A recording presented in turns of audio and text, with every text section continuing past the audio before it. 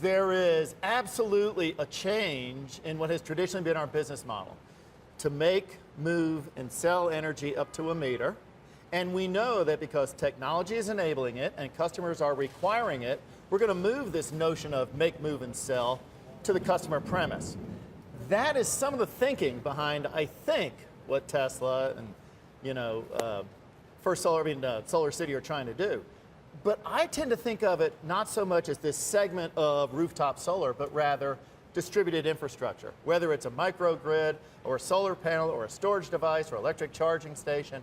All of that is going to the other side of the customer premise. And that's where we're going to have to play offense. And how's that going to look for you guys as you start to do that? So we just acquired a company called PowerSecure.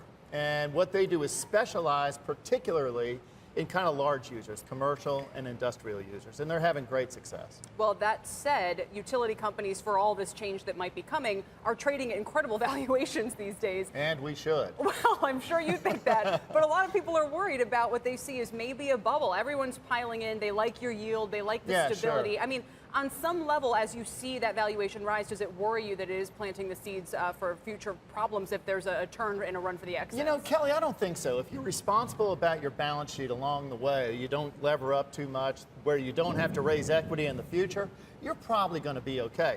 And the idea is, remember, Southern Company, in fact, was the lowest beta in the S&P 500 last year.